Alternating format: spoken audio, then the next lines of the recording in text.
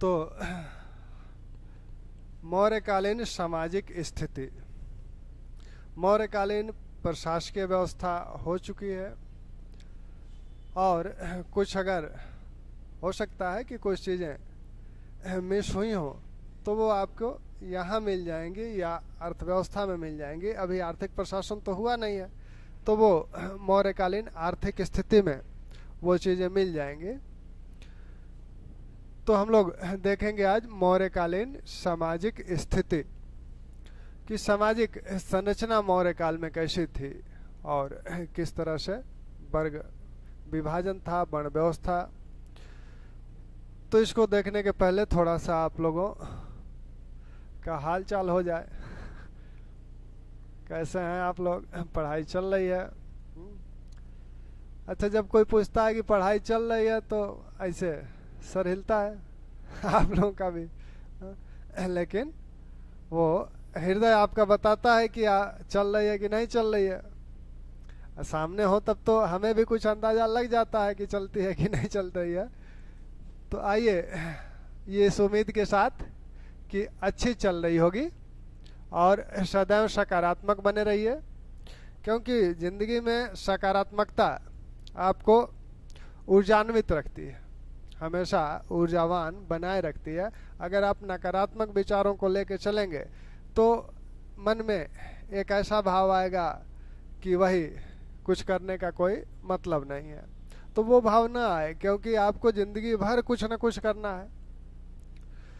अभी तो आप एक जॉब पाना चाह रहे हैं, जॉब पाने के बाद की क्या कठिनाइयां हैं उनका भी सामना करना है।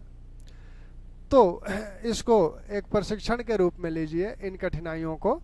तो मौर्यकालीन सामाजिक स्थिति, मौर्यकालीन सामाजिक स्थिति के विषय में जानने के जो प्रमुख स्रोत हैं वही स्रोत हैं जो मौर्यकाल के विषय में जानने के स्रोत हम लोग देखते आ रहे हैं। सामाजिक स्थिति में सर्व प्रमुख जो स्रोत हैं वो आपका अर्थशास्त्र तो है ही। अर्थशास्त्र कौटिल्य का आपका, इसके बाद मेगास्थनीज की इंडिका, मेगास्थनीज की इंडिका, और अशोक के अभिलेख, अशोक के अभिलेख, ये प्रमुख स्रोत हैं मौर्यकालीन सामाजिक स्थिति को जानने का। मेगास्थनीज की इंडिका के उद्धरणों को अन्य यूनानी लेखकों ने अपने पुस्तकों का हिस्सा बनाया। अर्थशास्त्र में कौटिल्य कहते हैं कि मौर्यकालीन सामाजिक व्यवस्था कैसी है, तो ये कहते हैं मौर्यकालीन समाज वर्ण व्यवस्था पर आधारित है, वर्ण व्यवस्था पर आधारित है। अब यह वर्ण व्यवस्था भारत में कैसी थी? चतुर्वर्ण व्यवस्था थी, चतुर्वर्ण व्यवस्था है। चतुर्वर्ण व्यवस्था है, ये 4 वर्ण है।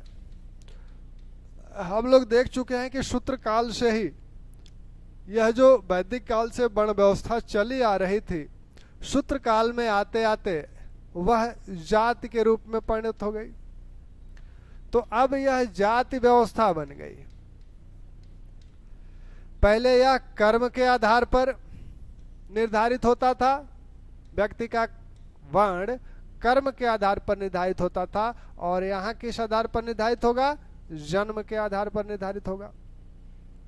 कौटिल्य राजा को सलाह देते हैं कि वह वर्ण व्यवस्था को बनाए रखने के लिए प्रयत्न करे और हर हाल में वर्ण व्यवस्था को बनाए रखा जाए, वर्ण व्यवस्था संबंधी जो नियम हैं उन्हें बनाए रखा जाए। तो इस वर्ण व्यवस्था में 4 प्रमुख जातियां हैं। 4 वो कौन कौन सी जातियां हैं? आपकी ब्राह्मण, क्षत्रिय,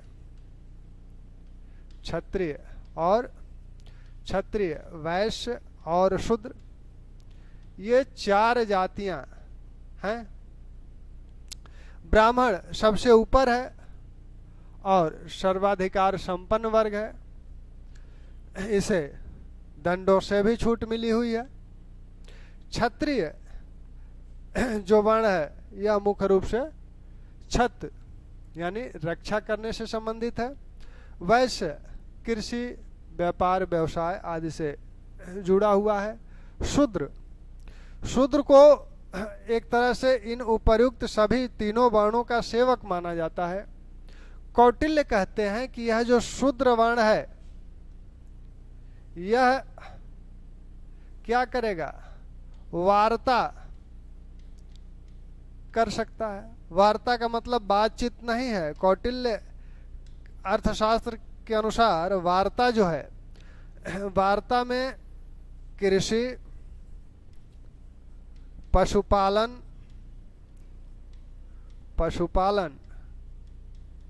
व्यापार, वाणिज्य सब शामिल है।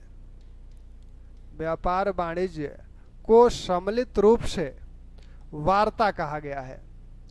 यानी वह कृषि कर्म भी कर सकता है, पशुपालन भी कर सकता है, व्यापार वाणिज्य भी कर सकता है। तो वार्ता को करने का अधिकार कौटिल्य शूद्रों को देते हैं। शूद्र वार्ता का अधिकारी है। और कौटिल्य कहते हैं कि वो शूद्रों को कृषक के रूप में भी उल्लेख करते हैं। यानी वह कृषक तो है ही है, वार्ता में है तो कृषक तो है ही। कौटिल्य से जिस सेना की बात करते हैं कि जो सेना बनी हुई थी, वो कहते हैं कि यह सेना चारों वर्णों से बनी हुई थी। यानी अब चारों वर्णों में ये भी है, शूद्र भी है, तो सेना में भी ये है, सेना में भी है। वार्ता को तो कर ही रहा है, साथ साथ सेना में भी है, क्योंकि वो चतुर्वर्णों से, चारों वर्णों से मिलके बनी हुई सेना का जिक्र करते हैं, का उल्लेख करते हैं। लेकिन इस इंडिका में क्या बताया गया? मेगास्थनीज क्या कहते हैं? मेगास्थनीज कहते हैं कि भारत में 7 जातियां हैं, 7 जातियां हैं।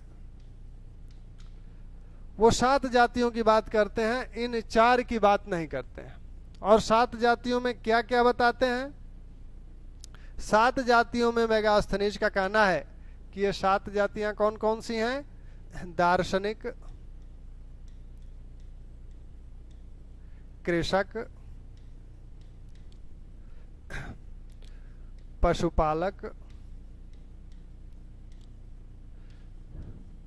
शिल्पी, इसी में व्यापारी भी है, कारीगर, शिल्पी, व्यापारी सब। इसके बाद योद्धा, निरीक्षक, मंत्री। तो कौटिल्य इन 7 जातियों का मेगास्थनीज इन 7 जातियों का उल्लेख करता है कि जातियों में क्या क्या बताता है? दार्शनिक हैं, कृषक हैं, पशुपालक हैं, शिल्पी, व्यापारी हैं, योद्धा हैं, निरीक्षक हैं, मंत्री हैं। तो ये 7 जातियां हैं। इन 7 जातियों में वह पहले स्थान पर, इनका क्रम ध्यान रखिएगा क्योंकि क्रम बार बार पूछा जाता है कि मेगास्थनीज के 7 जातियों में तीसरे स्थान पर कौन है, या चौथे स्थान पर कौन है, या कृषक को किस स्थान पर रखा गया है, या पशुपालक या शिल्पी को किस स्थान पर रखा गया है।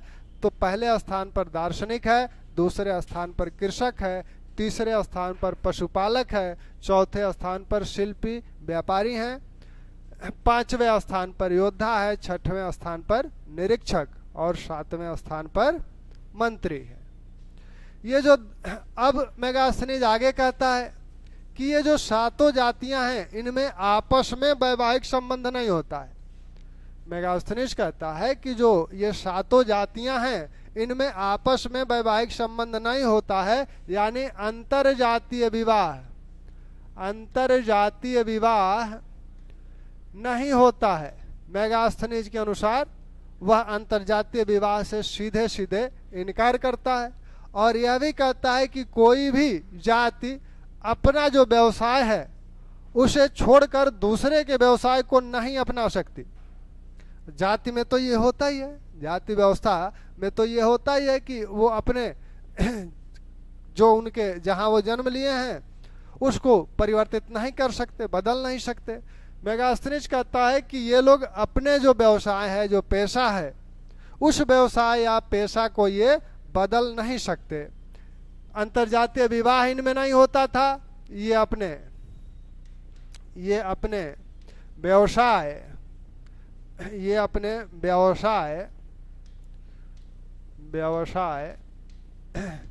या पेशा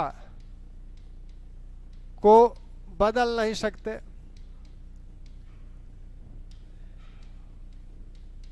अब ये नहीं कि जो कृषक है वो शिल्पी का पेशा अपना ले, ऐसा वो नहीं कर सकता, व्यवसाय नहीं परिवर्तित कर सकता। अब कौटिल्य और मेगास्थनीज में ये अंतर क्यों है? कौटिल्य जहाँ 4 वर्णों की बात करता है, 4 जातियों की बात करता है, वही मेगास्थनीज 7 जातियों की बात करता है। ऐसा हुआ क्यों? ऐसा इसलिए हुआ क्योंकि मेगास्थनीज भारतीय समाज को समझ नहीं पाया ढंग से। वह जो जैसा कार्य करता था उसी के अनुसार उसकी जाति का निर्धारण कर दिया। तो वह कार्यों को देखकर इन जातियों का निर्धारण 7 प्रकार से कर दिया, और कौटिल्य जो प्राचीन चतुर्वर्ण व्यवस्था है उस आधार पर जाति या वर्ण को बता रहे हैं, जो कि वास्तविकता यही थी। यानी कौटिल्य जो कह रहे हैं वही सही था। मेगास्थनीज भूलवश इन 4 जातियों का उल्लेख करता है, लेकिन यह जो विशेषताएं बताता है यह इस जातीय व्यवस्था में, भारतीय जातीय व्यवस्था जो सूत्रकाल से शुरू हुई थी, यह इसमें दिखती है।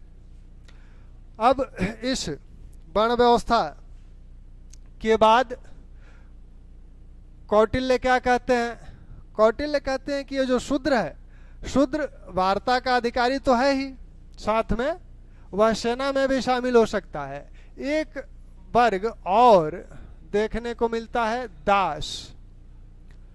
यह जो दास है यह वैदिक काल से चला आ रहा है। ऋग्वेद में भी देखा गया कि वहां भी दासियों को उपहार या पुरस्कार में देने का उल्लेख हुआ था। तो यह जो दास प्रथा है भारत में प्रारंभ से चली आ रही है और यहाँ भी वो देखने को मिलती है।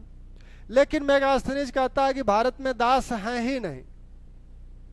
कौटिल्य जहां कहते हैं कि दास हैं, और कौटिल्य 9 प्रकार के दासों का उल्लेख करते हैं, कौटिल्य 9 प्रकार के दासों का उल्लेख करते हैं, वहीं दासों का उल्लेख करते हैं वहीं मेगास्थनीज कहता है, वहीं मेगास्थनीज कहता है कि भारत में दास हैं ही नहीं, दास हैं ही नहीं। यानी भारत में दास प्रथा नहीं है, दासता नहीं होती है, यहाँ दास नहीं बनाया जाता है किसी को। लेकिन कौटिल्य 1, 2 नहीं 9 प्रकार के दासों का उल्लेख करते हैं। ऋग्वेद काल से दास प्रथा शुरू थी, और यह मनु के समय मनु 7 प्रकार के दासों का उल्लेख करते हैं, कौटिल्य 9 प्रकार के दासों का उल्लेख करते हैं, और आगे चलकर गुप्त काल में नारद 15 प्रकार के दासों का उल्लेख करते हैं। यानी दास प्रथा का विस्तार होता गया और भिन्न भिन्न प्रकार के से दास बनाए जाने लगे, नए नए प्रकार के दास बनाए जाने लगे। यानी दास प्रथा का विस्तार हो रहा होगा। पूर्व मध्य काल तक इसका इतना विस्तार हुआ कि 15 प्रकार के दास हो गए। ये कहते हैं कि दास है नहीं मेगास्थनीज। अब दास किसे बनाया जाएगा? कौटिल्य कहते हैं कि दास आर्य दास नहीं हो सकता, आर्य को दास नहीं बनाया जा सकता। जो युद्धबंदी हैं उन्हें दास बना लिया जाएगा। तो कौटिल्य कहते हैं आर्य को दास नहीं बनाया जा सकता।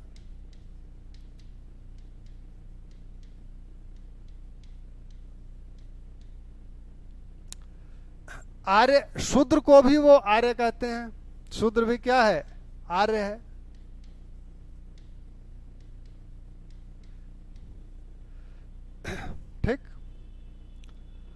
अब इस वर्ण व्यवस्था, जाति व्यवस्था में वर्ण व्यवस्था के बाद परिवार की इकाई आती है। अभी दास पे थोड़ी सी और बात होगी। परिवार, मौर्यकालीन जो परिवार थे वो संयुक्त परिवार थे, और यहाँ सभी ढेर सारे लोग एक परिवार में रहते थे। भाई, पिता, माता सब एक साथ रहते थे। अब जब एक साथ रहते थे तब इस परिवार की संरचना जो होगी वहाँ कार्य करने संबंधी, क्योंकि कृषि कार्य है या शिल्प कार्य है, तो अगर उस परिवार में दास है तो उस दास का कार्य क्या है, ये दास करेगा क्या। तो व्यवस्थाकारों ने जो बताया है, जो कहा है, वो ये कहा है कि दास घर में रहते थे और घर के जो अपवित्र कार्य थे, जैसे मैला साफ करना, झाड़ू लगाना, शरीर की मालिश करना, तो ये सारे कार्य दासों द्वारा या दासियों द्वारा किया जाता था। लेकिन पहली बार मौर्य काल में ही यह देखने को मिला कि व्यापक पैमाने पर दासों को उत्पादन कार्यों में लगाया गया। अभी तक ये दास घरेलू कार्य में लगे थे, लेकिन इन्हें उत्पादक कार्य में लगाया गया। जैसा कि अशोक कलिंग युद्ध के समय 1.5 लाख लोगों को युद्धबंदी बना लिया था। कौटिल्य भी कहते हैं कि युद्धबंदी को दास बनाया जा सकता है, तो वो एक तरह से दास बन गए। और उन्हें रोमिला थापर आदि विद्वान कहते हैं कि उन्हें अशोक ने बंजर भूमि को साफ करने और उपजाऊ करने में नियोजित किया, में लगा दिया, तो वो उत्पादन कार्य से जुड़ गए। तो मौर्य काल में ही सबसे पहले दास, मौर्य काल में ही व्यापक पैमाने पर दास उत्पादन कार्य से जुड़े, उत्पादन कार्य से जुड़े। तो दास यहां उत्पादन कार्य से जुड़ गए। अब मेगास्थनीज को यहां दासता दिखी क्यों नहीं थी? जब दास यहां थे, इतने प्रकार के दास हैं, तो मेगास्थनीज क्यों नहीं देख पाया? मेगास्थनीज इसलिए नहीं देख पाया क्योंकि रोम में भी दास प्रथा है। तो रोम में जो दास प्रथा थी, वहां के दासों को कोई अधिकार नहीं था। वो एक तरह से सीधे सीधे स्वामी के गुलाम थे, अधिकार शून्य थे वो, और उन्हें बहुत प्रताड़ित किया जाता था, उनसे सारे निकृष्ट कार्य कराए जाते थे। वह मेगास्थनीज को वो सब यहाँ दिखा नहीं, तो वो ये समझा कि यहाँ दासता है ही नहीं, क्योंकि यहाँ दासों के साथ उदार व्यवहार किया जाता था। तो वो समझ नहीं पाया कि यहाँ दासता भी है। तो जो रोमन दासता है, जो भारतीय दासता है, उसमें अंतर यह है कि इन दासों के अपने कुछ, इनकी अगर पैतृक संपत्ति है तो इनका पैतृक संपत्ति पे अपने अधिकार होगा, ये अधिकार इन्हें है। कुछ ऐसी शर्तें हैं, कुछ परिस्थितियां हैं जहां ये दासता से मुक्त भी हो सकते हैं। लेकिन रोमन साम्राज्य की जो दासता है वहां ऐसा कोई प्रावधान नहीं था, इसलिए मेगास्थनीज को यहाँ दासता समझ में ही नहीं आई, दिखी ही नहीं, वो समझ ही नहीं पाया, जान ही नहीं पाया कि ये लोग दास भी हैं। अब सामाजिक स्थिति में विवाह एक महत्वपूर्ण संकेतक है। कौटिल्य 8 प्रकार के विवाहों का उल्लेख करते हैं। कौटिल्य जो प्राचीन ग्रंथों में 8 प्रकार के गृह सूत्रों में जो 8 प्रकार के, या उपनिषदों में जो 8 प्रकार के विवाहों का उल्लेख किया गया है, उन सभी विवाहों का उल्लेख कौटिल्य करते हैं। वो ब्रह्म, दैव, आर्ष, प्रजापति, गंधार, असुर, राक्षस, पैशाच, इन 8 विवाहों का उल्लेख कौटिल्य द्वारा यहाँ किया जाता है। मेगास्थनीज भी एक विवाह का उल्लेख करता है जिसमें एक पिता द्वारा मतलब कन्या के पिता द्वारा एक जोड़ी बैल लेकर कन्या का विवाह किसी वर से किया गया था। वह वर से एक जोड़ी बैल लेकर कन्या को उसे सौंपा था, और यह इन 8 विवाहों में से किस विवाह की विशेषता है, तो यह आर्ष विवाह की विशेषता है। आर्ष विवाह में वर कन्या का पिता यज्ञ संपन्न कराने के लिए, विवाह संबंधी यज्ञ संपन्न कराने के लिए वर से एक जोड़ी गाय या बैल लेता था और फिर कन्या को उसे सुपुर्द करता था। तो ये आर्ष विवाह का संकेत मेगास्थनीज कर रहे हैं। अन्य यूनानी लेखकों ने भी गंधार विवाह, पैशाच विवाह, इन सब विवाहों का उल्लेख सांकेतिक रूप में किया है। जो वो बताते हैं उनकी विशेषताएं इन विवाहों से मिलती हैं। मौर्य काल में बहुविवाह प्रथा भी प्रचलित थी। यह संभ्रांत वर्गों में थी और मेगास्थनीज भी इस बात को स्वीकार करता है कि बहुविवाह होता था। अब वो बहुविवाह क्यों होता था इसके विषय में बताता है। वह कहता है कि चूंकि भारत में दास नहीं है, इसलिए लोग एक से अधिक पत्नियां रखते हैं जिससे कि अधिक से अधिक बच्चे हो सके। दास है नहीं, दास होते तो कुछ काम उनके द्वारा किया जाता, तो इसीलिए वो दास नहीं है, इसीलिए वो एक से अधिक पत्नियां रखते हैं जिससे अधिक से अधिक बच्चे उत्पन्न किए जा सके। तो बहुविवाह का जिक्र दोनों करते हैं, लेकिन यह संभवतः संभ्रांत परिवारों में ही यह विवाह रहा होगा। साथ में कौटिल्य नियोग प्रथा का भी उल्लेख करते हैं, तलाक का भी उल्लेख करते हैं, पुनर्विवाह का भी उल्लेख करते हैं। यानी ये भी मौर्य समाज में प्रचलित था। नियोग प्रथा को आप वैदिक काल में देख ही चुके हैं। जब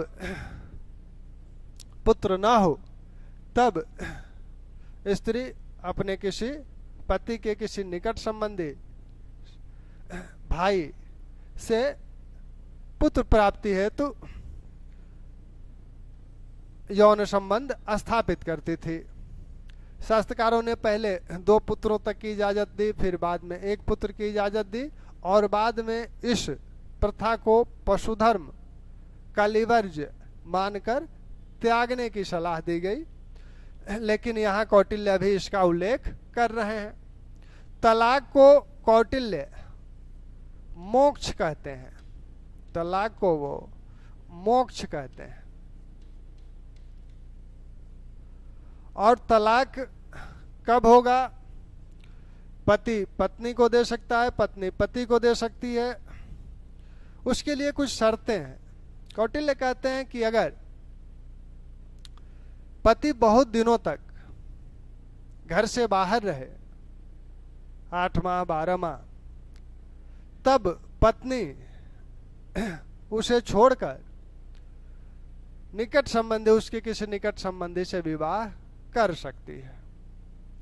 अन्य शर्तें भी बताई जाती है कि अगर पति नपुंसक है, राजद्रोही है, हत्यारा है, पतित है, तो ऐसी स्थितियों में पत्नी पति को छोड़ सकती है।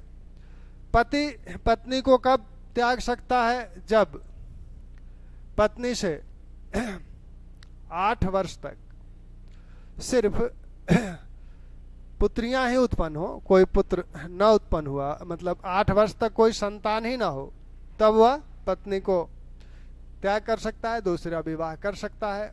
या अगर कोई संतान होती है लेकिन वो पुत्री होती है, 12 वर्ष तक कोई पुत्र नहीं होता है, तब ऐसी स्थिति में वह दूसरा विवाह कर सकता है उस पत्नी को छोड़कर। तो ये वैवाहिक स्थिति है। अब विवाह की आयु क्या थी? तो सामान्यतः मौर्य काल में विवाह की आयु बालिकाओं के लिए 12 वर्ष की थी। 12 वर्ष पर उनका विवाह हो जाता था। मौर्यकालीन जो महिलाएं हैं उनकी अन्य जो स्थितियां हैं, यहाँ स्त्री धन का अधिकार उसे है। स्त्री धन कौन सा धन है? स्त्री धन वह धन है जो वह विवाह के समय अपने माता पिता और पति से यहाँ प्राप्त करती है, वही स्त्री धन है। तो स्त्री धन पर उसका अधिकार है, पत्नी को न्यायालय जाने का भी अधिकार कौटिल्य देते हैं कि वो अपने विवाद को न्यायालय में ले जा सकती है। महिलाओं की जो अन्य स्थितियां हैं, अन्य स्थितियों में ये देखें कि वह शिक्षा पर इसके इस समय बहुत ध्यान नहीं दिया जा रहा है।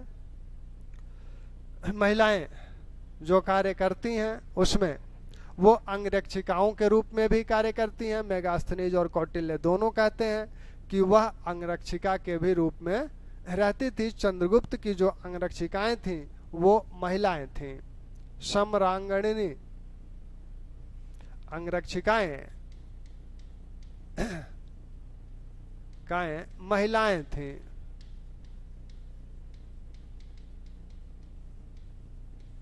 इन्हें सम्रांगणी बोला जाता था। तो ये महिलाएं, मेगास्थनीज भी इस बात की पुष्टि करता है और कौटिल्य भी इस बात की पुष्टि करते हैं। और उनके व्यवसाय क्या थे? कुछ महिलाएं जो हैं वो गणिका का कार्य करती थी। राज्य की सेवा में रहते हुए वे संगीत नृत्य आदि कर्मों को करती थी, तो ये राज्य की सेवा में थी। कुछ ऐसी थी जो स्वतंत्र रूप से वेश्यावृत्ति करती थी। इन्हें रूपजीवा बोला जाता था। स्वतंत्र रूप से वेश्यावृत्ति करती थी। इनसे राज्य कर भी लेता था।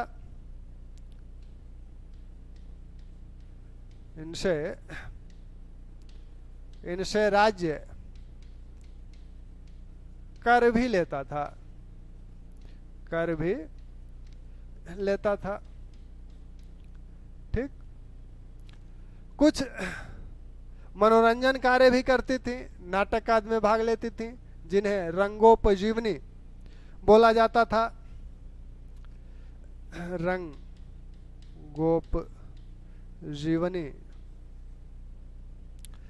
कुछ महिलाएं, कुछ गणिकाएं या ये वेश्याएं जो थीं, ये शराब आदि परोसने का भी कार्य करती थी। तो पेशल रूपा इन्हें बोला जाता था। इन वेश्याओं का एक संगठन भी था और इस संगठन का जो प्रमुख था उसे बंधिक पोषक बोला जाता था। तो ये जो वेश्याएं हैं स्वतंत्र रूप से कार्य कर रही हैं, लेकिन स्वतंत्र रूप से कार्य कर रही हैं और ये राज्य इनसे कर भी लेता है। तो राज्य द्वारा इनसे कर भी लिया जाता है। साथ में ये शराब आदि परोसने का भी कार्य करती हैं। शराब परोसना, शराब परोसने का भी, जिन्हें पेशल रूपा कहा गया है। और इनका एक संगठन भी था जिसका प्रमुख बंधक पोषक बोला जाता था। गणिकाएं राज्य की सेवा में थी और इनका प्रमुख जो कार्य है वो नृत्य संगीत आदि इनका कार्य है गणिकाओं का। तो ये आपकी महिलाओं की स्थिति है मौर्य काल में। अब समाज में जो लोग हैं वह व्यक्ति जो हैं वो कैसे हैं?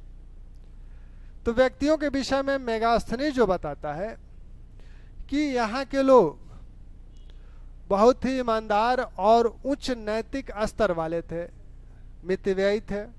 मितव्ययी, ईमानदार और उच्च नैतिक स्तर वाले थे। और यहाँ लोग अब इसीलिए क्या करते थे, लोग अपना घर ऐसे ही छोड़ के चले जाते थे बिना किसी अनुबंध के। फिर भी चोरी नहीं होती थी क्योंकि लोग ईमानदार थे, उच्च स्तर के थे। तो ये सब चीजें मेगास्थनीज देखा तो उसने इसकी तारीफ की यहाँ के लोगों की। अब सामाजिक व्यवस्था में जो दूसरा तत्व है वह तत्व है कि यहाँ समाज में जो खान पान है वो कैसा है, पहनावा ओढ़ावा कैसा है। तो खान पान के विषय में यहाँ विविध प्रकार की फसलें उपजाई जाती हैं, यानी भोज्य पदार्थ में भी विविधता है। ये लोग शाकाहारी मांसाहारी दोनों हैं। इस विविधता में यह जो भोजन संबंधी विविधता है, यह यहाँ की फसलों और से भी बताया जा सकता है। साथ में मेगास्थनीज यहाँ की भोजन प्रणाली को बताता है। वह कहता है कि खाने के लिए जब ये खाने जाते थे तो इनके आगे एक तिपाई आकार का मेज रखा जाता था। उस पर पहले एक स्वर्ण पात्र रखा जाता था, उसमें सबसे पहले चावल डाला जाता था, फिर उसके ऊपर अन्य भोज्य पदार्थ, उसके बाद अन्य भोज्य पदार्थ रखे जाते थे। तो इस प्रकार तिपाई आकार के मेज पर ये लोग भोजन करते हैं। और किसमें? स्वर्ण पात्र में सबसे पहले चावल रखा जाता है, फिर उसके बाद अन्य भोज्य पदार्थ रखे जाते हैं। तो इससे ये लगता है कि मेगास्थनीज किसी राज दरबार के डिनर सेट की बात कर रहा है। तो ये हालांकि ये संभ्रांत वर्गों में प्रचलित रहा होगा, सामान्य जन में नहीं रहा होगा, लेकिन मेगास्थनीज ने कहा है तो उस बात को। भोजन के साथ पहनावा ओढ़ावा जो यहाँ का है, इसका भी उल्लेख यूनानी लेखक करते हैं। यहाँ सभी प्रकार के वस्त्र बनाए जा रहे हैं, सूती वस्त्र भी, रेशमी वस्त्र भी, ऊनी वस्त्र भी। ये वस्त्र उद्योग भारत में विख्यात था। तो सब प्रकार के वस्त्र बनते थे। मलमल, बंगाल का मलमल प्रसिद्ध था, चीन से भी रेशम आता था। मेगास्थनीज कहता है कि रेशम के कपड़ों पर काम किया हुआ, यानी कढ़ाई आदि की जाती थी, उन पे विभिन्न प्रकार के रत्न आदि लगाए जाते थे। और यह वस्त्र भी कौन धारण करता होगा? संभ्रांत परिवार के लोग इसे धारण करते थे। वह कहता है कि जो संभ्रांत परिवार के लोग थे, जब वो चलते थे तो उनके पीछे सेवक छाता लगाए चलते थे। एरियन कहता है कि भारतीय श्वेत रंग के चमड़े के जूते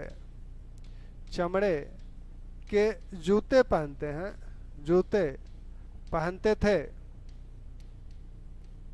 जिनकी एड़ी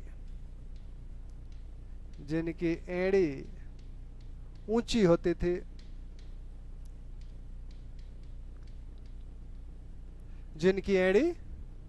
होती थी। यही फिर कहता है कि भारतीय कान में हाथी दांत के बने आभूषण धारण करते थे। हाथी दांत के बने आभूषण धारण करते थे। तो स्त्री पुरुष दोनों आभूषण धारण करते होंगे, ऐसा संकेत लगता है। तो ये इनका पहनावा ओढ़ावा खान पान है। इसके बाद मौर्यों की जो मनोरंजन, वो किस प्रकार से अपना मनोरंजन करते थे। तो मनोरंजन देखें तो कई साधन हैं उनके मनोरंजन के। विहार यात्राएं हैं, समाज है, प्रवहन है, और उसके साथ विभिन्न युद्ध हैं, पशुओं के युद्ध हैं, संगीत नृत्य है, और साथ में मदारी तमाशा ये सब भी है, नाटक है। तो जो इनके मनोरंजन के साधन हैं, मनोरंजन के साधन इनके जो हैं, उसमें आप देखेंगे कि विहार यात्राएं हैं। विहार है, मृग्या, इसी विहार या मृग्या, समाज, प्रवहन, इसके साथ संगीत नृत्य, विभिन्न प्रकार के जो मदारी और पेशे हैं, वाग जीवक, ये विभिन्न पशुओं की बोली बोलकर लोगों का मनोरंजन करते थे। बोली बोलकर लोगों का मनोरंजन करते थे। इसी प्रकार सौभिक, यह मदारी जो दिखाता था, कुहक, जादूगर, पल्लवक, रस्सी पर चढ़ने वाले, रस्सी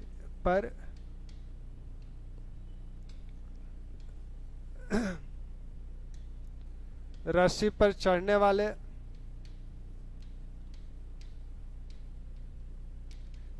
वाले, वैसे ही रंगोपजीवी और रंगोपजीवनी, और रंगोपजीवनी। तो रंगोपजीवी और रंगोपजीवनी क्या करते हैं? ये लोग रंगोपजीवी जो हैं, ये विभिन्न प्रकार के भेष आदि बनाकर मंच पे प्रस्तुत होते थे, जिससे लोगों का मनोरंजन होता था। ये जो मदारी हैं, इन्हें गांव में जाने पर प्रतिबंध था, गांव में ये नहीं जाते थे। तो ये मौर्यकालीन समाज का एक संक्षिप्त परिचय है आपके सामने। और ये आपका जो प्रश्न जो बनते हैं, प्रश्नों को देख लें कहाँ से प्रश्न आपके बनते हैं। पहला प्रश्न तो यही किया जाता है कि मेगास्थनीज की जो 7 जातियां हैं, तो मेगास्थनीज की इन 7 जातियों में कौन किस नंबर पे है, इसको ध्यान रखिएगा। यह जो दार्शनिक है, यह दार्शनिक जो है,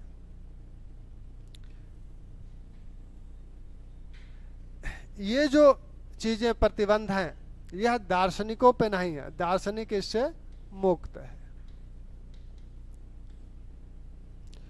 दार्शनिक 2 प्रकार के हैं, एक घरेलू दार्शनिक हैं, एक सन्यासी हैं। मेगास्थनीज के अनुसार सिकंदर भी भारत में ऐसे ही एक सन्यासी से मिला था, जिसका नाम मंडनीश था। मंडनीश नामक एक दार्शनिक से सिकंदर भी मिला था।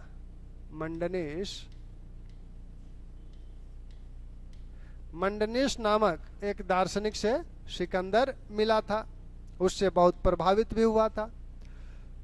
तो दार्शनिक इस बंधन से मुक्त हैं। सबसे बड़ा जो वर्ग है वो आपका कृषक है। सबसे बड़ा वर्ग जो है वो कृषक है। तो यह सबसे बड़ा है, संख्या में सबसे अधिक है, सबसे अधिक संख्या में है, और संख्या में सबसे कम ये है।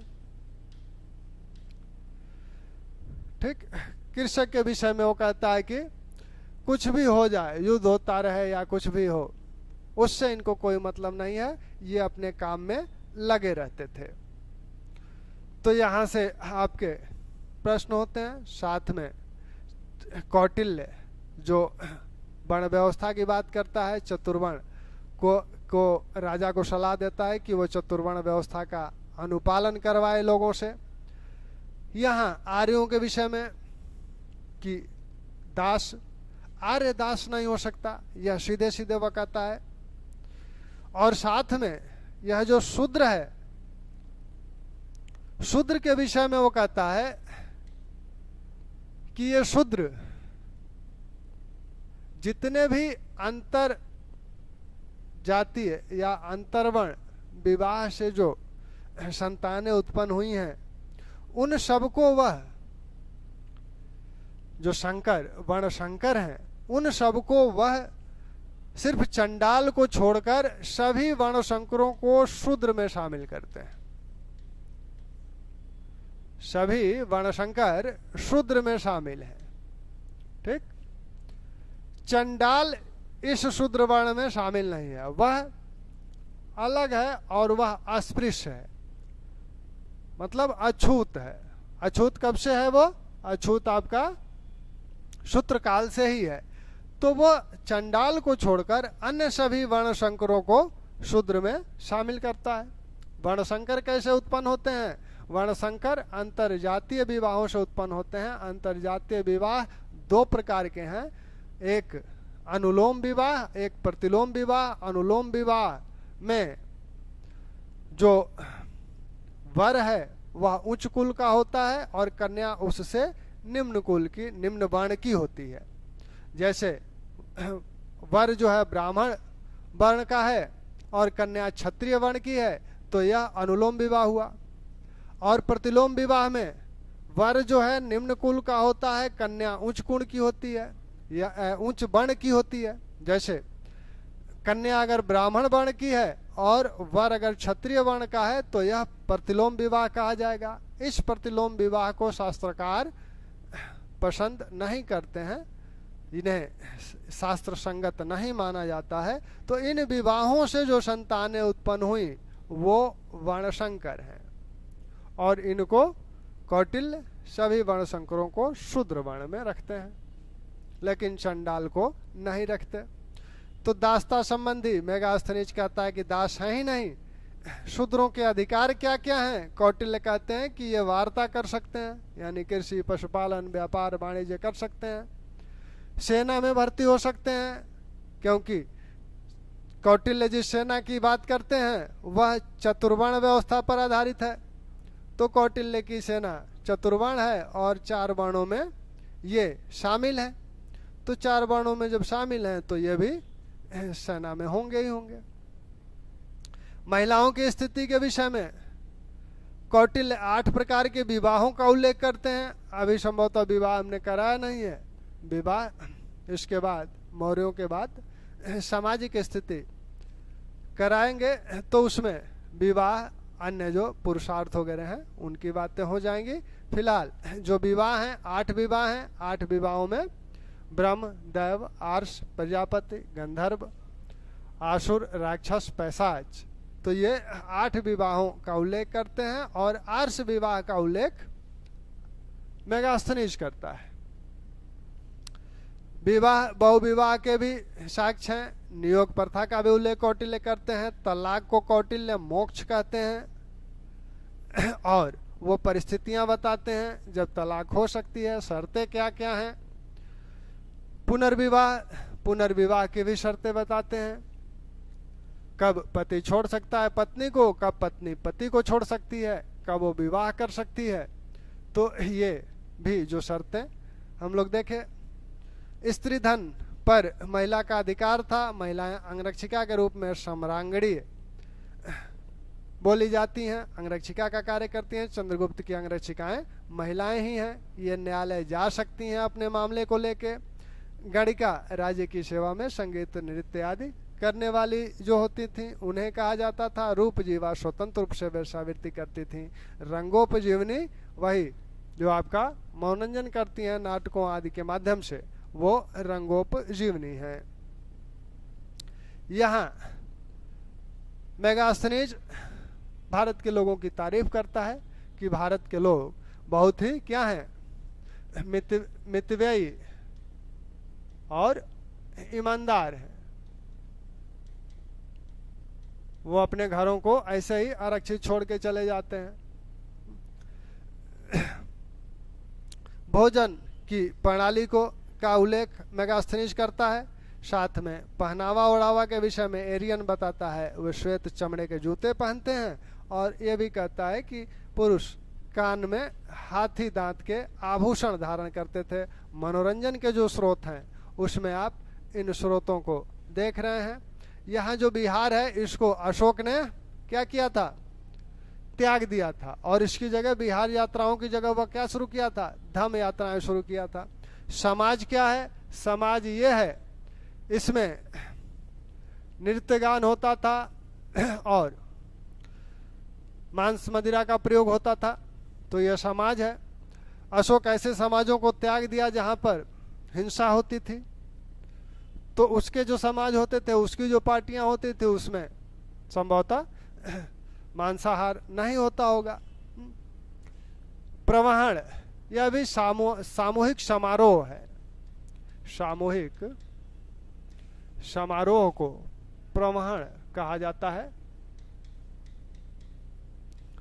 ठीक। वागजीवक, विभिन्न पशुओं की बोलियां, कोई कुत्ते की बोली बोल रहा है या बिल्ली की बोली बोल रहा है, उससे लोगों का मनोरंजन कर रहा है।